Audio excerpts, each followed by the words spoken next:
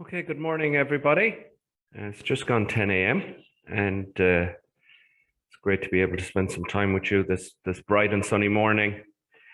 And over the next 20 minutes or so, we're hoping to have a brief look at some of the practical preparations for home care regulation, as there's a whole lot of change happening over the next months and years.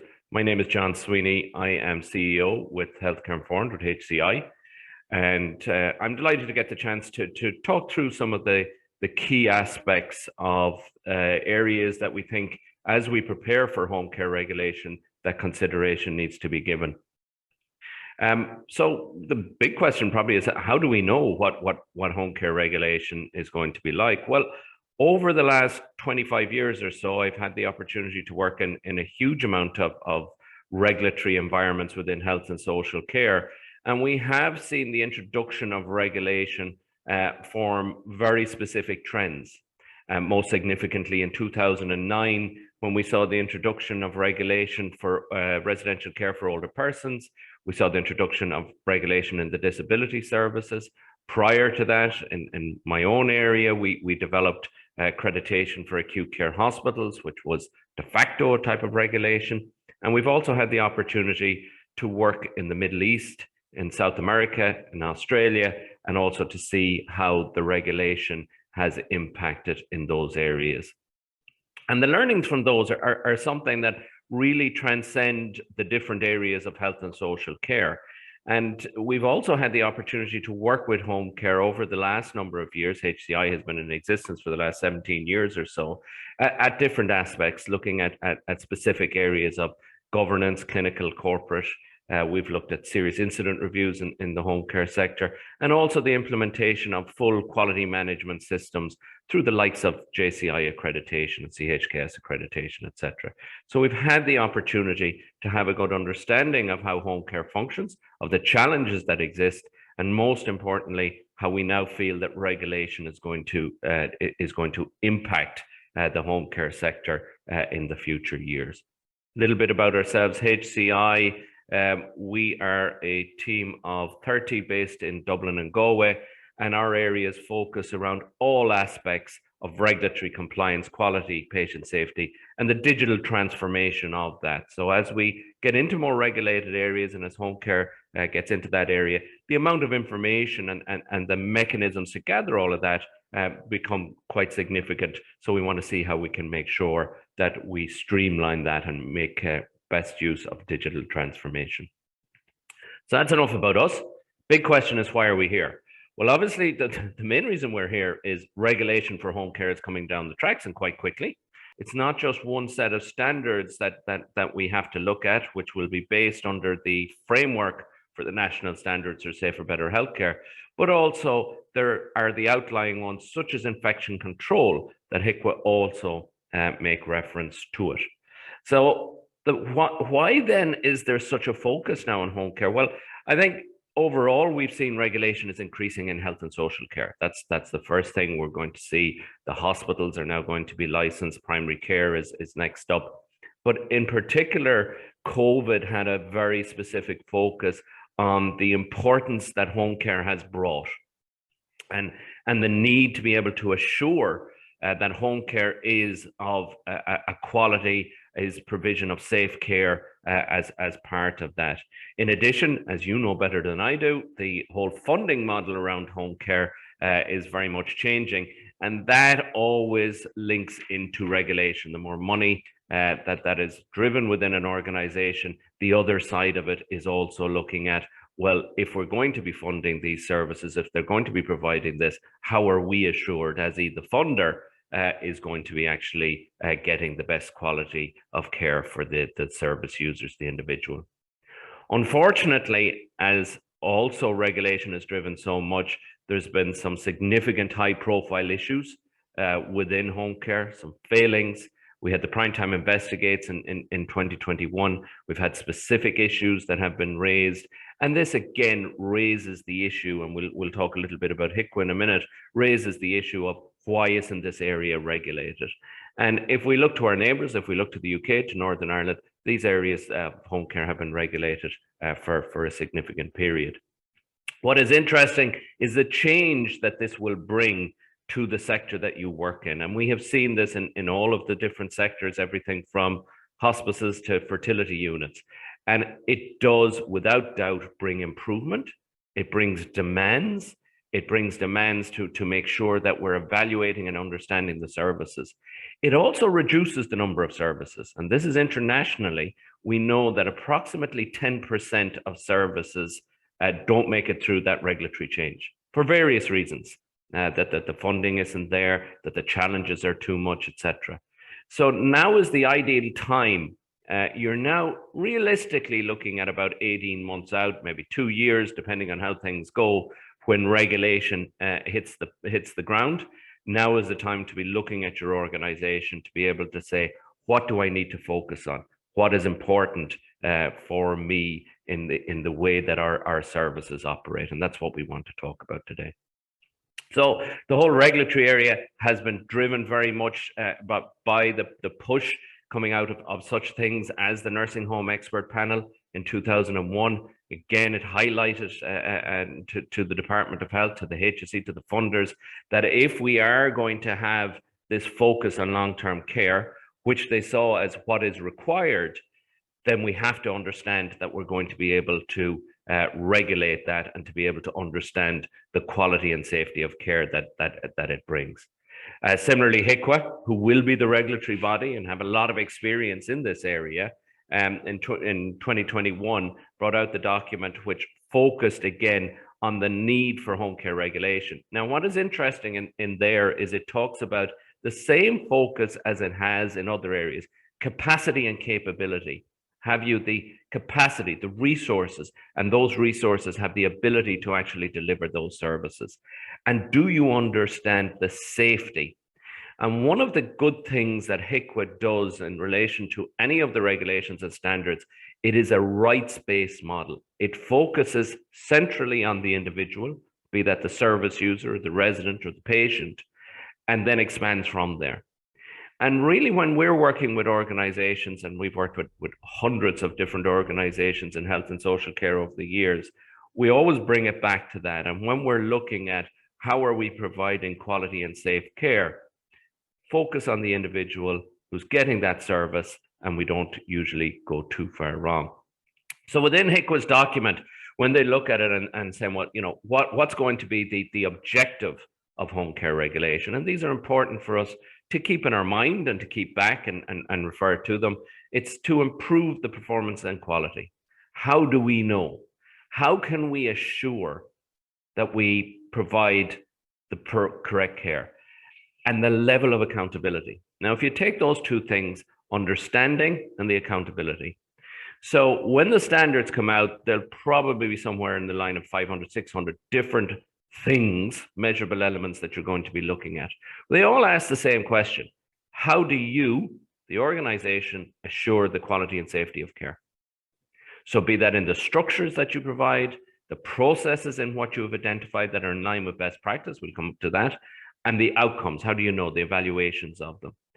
But what is key to all of that is individual accountability. So when regulation comes in, it is not about an organization, it is about the individuals within that organization and where that accountability lies. And that came very much from way back when HIQA first started looking at regulations and saw the need for that individual accountability. Now, what is good is regulation should only be viewed as a component of broader reform and should not be burdensome. Now, unfortunately, regulation is burdensome. Now, on the one hand, I'm saying that because you have to have clearly defined structures in place, clearly documented processes in place, implementation, training, audit, evaluation. However, there is nothing within the regulation to date or going forward that I can see that is against good care. If we are trying to develop and improve the care that we deliver, then we are going to be looking at those regulatory standards and all that goes with it. So what can we expect? Well, we know what we're going to expect a lot because we have seen it before. And what I would say is most of you would have been involved in a kind of pseudo regulation around HSE and looking for evaluation. It's not that. HIQA is a very focused regulator. It has very strict processes. It has very clear guidance in relation to it, and they implement these very well. HIQA is not concerned about the financial viability of your organization, nor is it concerned whether the organization actually exists or not. It is concerned that whoever is operating in home care, in this social or care delivery, is providing safe quality care. And if you can't, for whatever reasons, you shouldn't be there. And that's understandable, because if things do go wrong, and we've seen this with the likes of Auris Attracta, HIQA are on the same side as you. So if we ended up providing poor care and HIQA hadn't identified that, well, then they are questioned as much as we are. So they're there to make sure that they're functioning effectively, to actually understand what you're doing and to be able to give assurance to the public that your care is appropriate. So the Department of Health is going to create the statutory instrument, the legislation, which will have all of those issues about how they can enforce it and what they can do. And then behind that are the national standards. Now, you don't have to wait any longer for wondering about, well, what are the standards? If you start to look at the national standards for safer, better healthcare, that's the overarching framework. Now, there will be specific guidance within each of those columns, but you can understand where that is going. With regards to monitoring and managing compliance, this will be done through inspections. It'll be done through triangulation. Will they be out and about in services? Yes, they will. Will they be going into homes? Yes, they will. Will be looking at documentation, interviewing staff to understand how the organization operates, so they can factually present whether it's in line with compliance. And where organizations are not in line with compliance, we hear a lot about the occasional, and it is occasional cases that HIQA are moving to restrict registration. But what you don't hear about is there are many, many organizations who are impacted by regulation through the pausing of admissions. And that is as big a problem for an organization as actually threatening to lose the registration. So very quickly, if the standards are not where they want and they expect you to hit the ground running when they release them, it's not that nice lead up time. If things are not as they are, they can say, well, hold off, you're not going to be in a position to take any more admissions. I mentioned that HIQA is very much a rights-based, it's very much focused on the individual, and I think that's important. This graphic from HIQA describes very much their person-centered care support, about that rights-based, the safety, the responsiveness, which is very linked to the rights and the safety, and then accountability. How do we demonstrate that we are accountable for the care that we deliver? So HIQA is very clear. It says that the standards are going to be there, the regulations are going to be applied to everyone equally. Obviously, if you have more complex services within home care, there's going to be a different approach to it, or looking at it differently. But that the quality of care at a minimum level, and this is where regulation starts, at a minimum level is consistent across all areas. So, having chatted to many home care organizations individually at this stage, I said, well, where do we need to focus on? Well, if we start to look at the findings, and as HCI, we have a best practice team who look at the findings of HIQA on an ongoing basis, we can see what are the biggest areas of non-compliance and what are the ones that we should really look at. And the number one area is governance and management. Of all of the organizations who have got into difficulty with non-compliance and regulatory enforcement, be that restricting admissions, conditions, or ultimately refusal to register, governance is the number one issue. And that's understandable. If we don't have the key structures and the governance in place, well, then we're not going to be able to ensure all of the other aspects of it. When I was Director of Research and Development for the Irish Health Service Accreditation Board, we undertook a 3-year study which looked at the links between governance and clinical care outcomes. And what we identified was poor governance always related to poor clinical outcomes. And this is very much part of the standards. So what do they mean by governance? And governance is a word that's thrown around quite a lot. And we're talking about things like, have we clear organizational structures? Is it clear who's accountable for what area? Not that individuals answer to someone, a group of people, but who those individuals are. How does that support the individuals on a day-to-day basis? Are they clear of that? How do we function in relation to our teams and committees? And because they're part of our communication, they're part of our governance role. A big part of the findings is that when senior people are absent, it's unclear who gives that support, who gives that accountability for them. And then when we get into having the actual structures, how do we monitor that? So governance is about understanding before any regulator whether you're functioning correctly. And that's in relation to key performance indicators. It's in relation to quality audits out on site. Are we adhering to what we said we would do? It's understanding that what we're doing is in line with best practice. And that best practice will be something that you keep hearing coming up time and time again. Resources are a big issue. Now, what is interesting is in residential care, even at this stage, and it's been operating since 2009, is there is no mathematical formula for resources. There are in other parts of the world that we utilize as templates, but we know from experience what HIQA's expectations are, what are the ratios.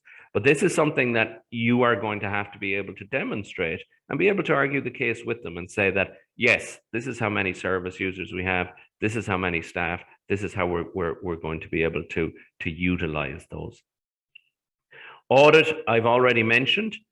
You should be able to understand where the areas of non-compliance, where your opportunities for compliance are well before you actually see a regulator.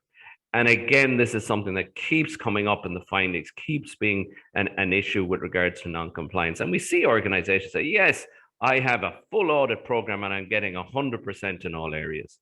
That's unrealistic. And HIQA would know that and identify that in the inspection. What does that mean to HIQA? It means you don't understand your organization. That someone is looking and ticking boxes, but not understanding how the actual quality of it. Beyond governance, the next one are always up, Regulation 5 in the current regulations in residential care is about assessment and care planning.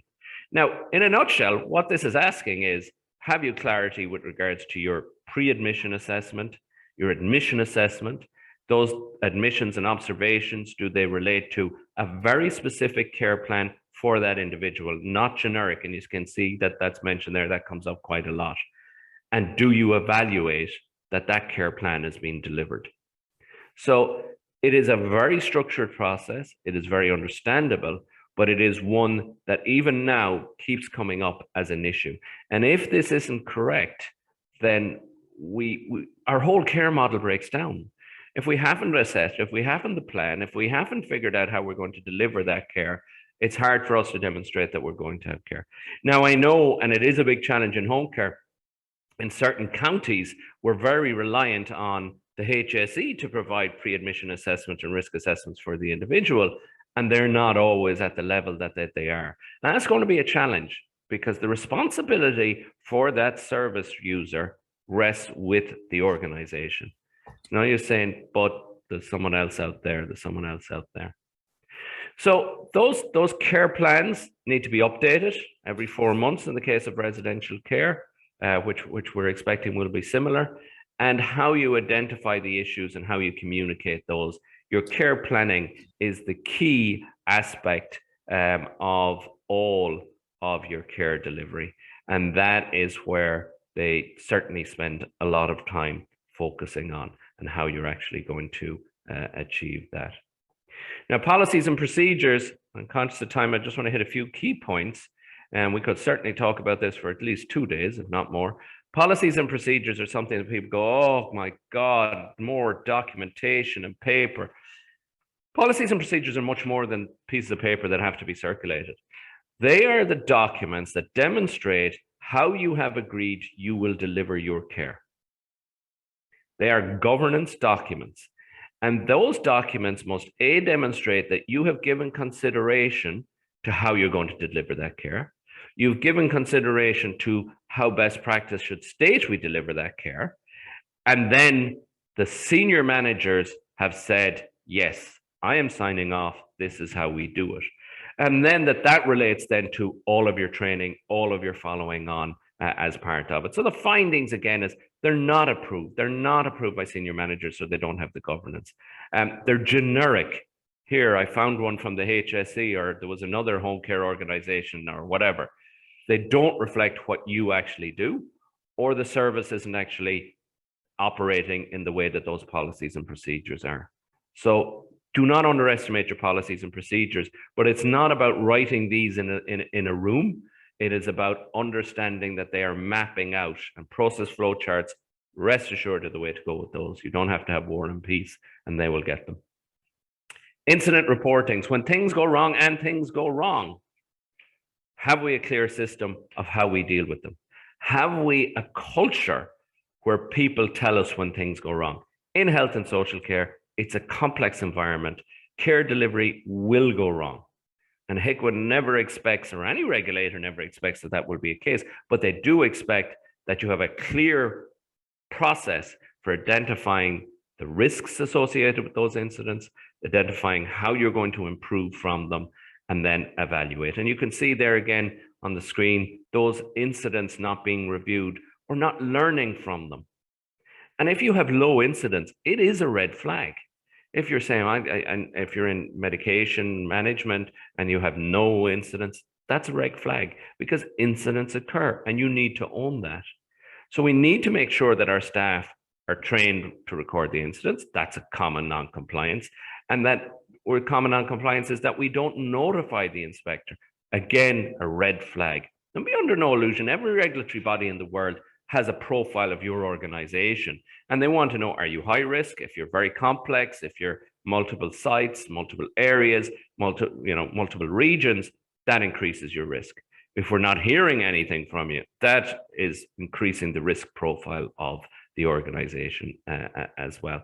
And when we talk about risk management for your organization, this is an area that HIQA has focused on quite a lot, because it is asking the question, have you come back from your organization? Have you considered the risks? And what are you doing about them? And when they look at risk, they look at risks in three areas. The risk to the individual. So how are you managing risk for that individual? And what are the risks associated? Care risks. How are you managing the risks related to how you deliver care? And organizational risks. And I'm not just talking about health and safety, I'm talking about corporate organizational risk. So risk management is a complex area, but in its essential core bits, ask yourself the question, what keeps me awake at night? What are we doing about it? What should we be doing about it? And where are we going? And that concept of risk is something, again, there's a master's on it. We're not going to cover a whole lot. Other issues, training and staff development. They focus a lot on your resources, on the competencies and capabilities. Do we have mandatory training? That's a basic, and most of you would be in good shape for that. The staff appraisals, most organizations are not in good shape. How do you know? And for home care, this is a massive challenge, and we've seen this and we understand it. You might have a staff member who's only doing a couple of hours a week, but whether they're doing 2 hours a week or they're doing 40 hours a week, you have still a responsibility to be able to understand, to sit on an annual basis and say, are these people appropriate? What training do they need? Have they been appropriately supervised? What can we do? You are responsible for every member of staff from 1 hour to 40 hours or anything in between to understand that they have that capability. So it's more than the mandatory training, it's understanding how we assure that competencies, how we assure all of those things. Some of the issues related to that under Reg 21 are the record findings. Get your staff record. Now, this is an easy one to start with. Get your staff records in order. And it continually comes up as non-compliance. We don't have vetting. We don't have our references. We don't have our CVs. We don't have our qualifications on file. No matter what shape or size the final regulations are going to come out, that is going to be in them. So we have to make sure that we have all of that. We have to make sure that we have our records in line with GDPR. And that's a nightmare. There's an awful lot to demand in there, but we have to make sure that we have security, confidentiality, breaches, how we deal with it. Other issues that come up as non-compliance is, and this is back to resources. Remember, capacity, capability, quality of care is the capacity that when they look at it and say, this is how many staff are, this is how many how many service users, in this case residents, that it's not actually reflective, that the staff aren't there, or they don't have the appropriate supervision, or that we're missing information in relation to it. And these ones are documentation based, but they then can reflect the whole lot of other areas that we actually deal with. Now, this is just touching base on some of the things that you need to consider now rather than later.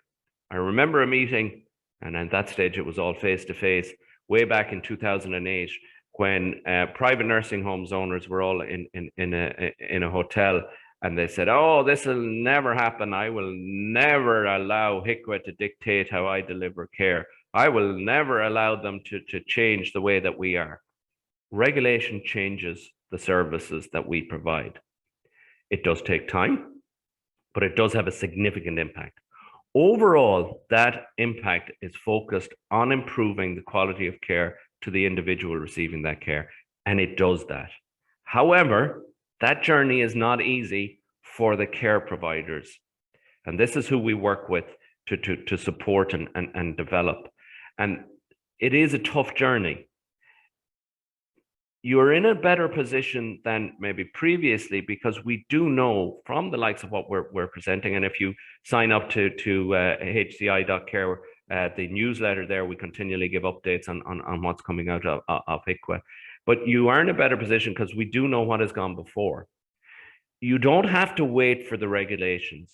The National Standards for Safer, Better Healthcare are the framework. They understand where it's coming from. And the first thing that all organizations do, and we spend more time with organizations doing this than anything else, is a gap analysis. Where are we now? And now is the time to be asking that question. And then you start to put your plan around education or risk or governance and or quality improvement. I'd love to spend a lot more time. We certainly do. But if there's any more, we can follow up on that. Rosemary, any questions? Hi, John. No questions in yet, but if anyone wants to mute themselves or pop some in the chat, feel free. So if there are no questions, I again just want to thank you for your time this morning. Very much, this is a coffee shot while you have your cup of coffee to talk about things that you need to focus on and where the regulation is coming. The timeframes, as I say, still a little bit unclear, but we are expecting 18 to 24 months would be realistic at this time. But don't wait for that to happen. This is an opportunity. And I know it's a challenge, but it's an opportunity to say, we have done so much to get where we are. Now let's see how we can even provide better quality of care. Did one come in there? Yeah, there's a question just coming in there from Kate. So she's just saying regarding visits to individual homes, will they have to be agreed to by the person? Yes. Now that's already happening when we look at organizations who are accredited by JCI and Homecare and other ones. So it's always done with agreement. So it is that they're very respectful. No more than in the nursing homes, they don't engage without permission as part of it. So it is never going to be a case that the regulator will enforce it. It may be a case that they would pick a selection of your service users and then say, right, we'd like you to ask their permission. Okay, if there's nothing else, you have our contact details there. This is what we spend our time doing, and our goal in life is to support organizations who are developing their quality and safety systems in line with regulatory compliance. Our return on investment is not wasting time. We have done this several times over, and we have a team of support there should there be any issues. If it's a general question, don't hesitate, drop me an email. You can also follow me on LinkedIn and even Twitter now and again, and happy to come back to you. Other than that, thanks very much for your time this morning.